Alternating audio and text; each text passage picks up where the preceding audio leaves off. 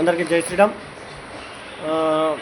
మన రామచంద్రాపురంలో అలాగే మొన్న ఉప్పల చిలకలో హిందూ ఐక్యత పేరిట చాలా అద్భుతమైన కార్యక్రమాలు కూడా నిర్వహించడం జరుగుతుంది. హిందువులు అంత సంఘటితమై హిందూ ధర్మ పరిరక్షణకై కలిసికట్టుగా పనిచేయాలని చెప్పేసి తీసుకున్న ఈ నిర్ణయం ఏదైతే ఉందో ఈ నిర్ణయానికి చాలామంది మద్దతు ఇవ్వటం, చాలామంది మిత్రులు మేము కూడా కలిసి పనిచేస్తామని ముందుకు రావటం, ఇంకా మరికొన్ని గ్రామాల నుంచి ఫోన్లు కూడా రావటం జరుగుతుంది.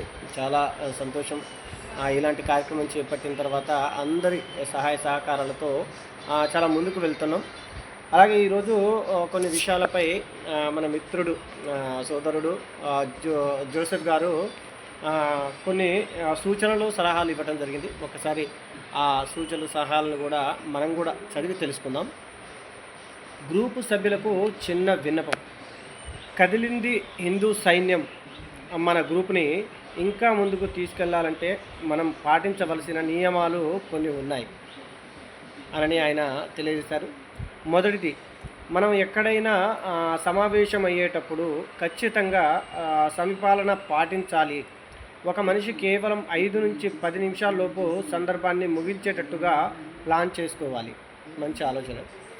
ఇంకొకటి, మన 10 నిమిషాల్లోనే మన సొంత మ్యాటర్ ఒక 2 మినిట్స్ ఉండాలి. ఒక 8 నిమిషాల వరకు మనం ఎక్కడైతే మీటింగ్ పెట్టామో వాళ్ళని ఉత్తేజపరిచేలా ప్రసంగించాలి అనేది కూడా చాలా మంచి ఆలోచన. అలాగే మీటింగ్లో పాల్గొనేటప్పుడు మనం కంపల్సరీగా అందరికీ చెప్పవలసిన విషయం ఏంటంటే తప్పకుండా అందరూ బొట్టు పెట్టుకొని అలాగే కాషాయ కండువ వేసుకొని ఆ సమావేశానికి హాజరవ్వాలి అనేది కూడా ఒక మంచి ఆలోచన. అలాగే మీటింగ్కి రావటమే కాదు, మన ఇంటి చుట్టుపక్కల ఉన్న హిందువులలో కూడా చైతన్యం వచ్చేలా మనం నడుచుకోవాలి. వాళ్ళలో చైతన్యం రావాల్సిందిగా మనం ప్రయత్నం చేయాలనే విధంగా కూడా తెలియజేశారు. అలాగే గ్రూపుని జాగ్రత్తగా మెయింటైన్ చేయాలి. ఫార్వర్డ్ మెసేజ్లు అస్సలు చేయవద్దు.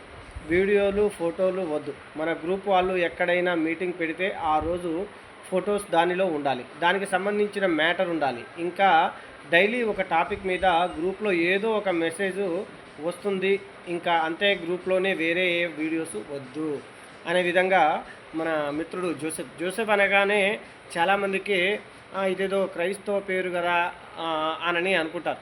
మొదట్లో నేను అలాగే అనుకున్నా. జోసెఫ్ అని ఉంది, మరి క్రైస్తవ పేరు ఉంది, ఈయనేంటి హిందుత్వం గురించి మాట్లాడుతున్నారని. కాకపోతే గతంలో వాళ్ళ అమ్మ నాన్న క్రైస్తవులట వీళ్ళు చిన్నగా ఉన్నప్పుడు.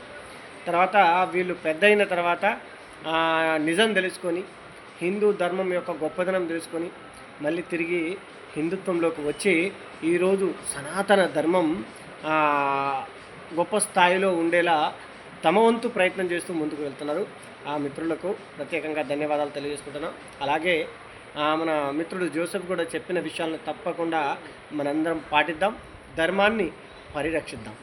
జై శ్రీరామ్. భారత్ మాతా కీ జై.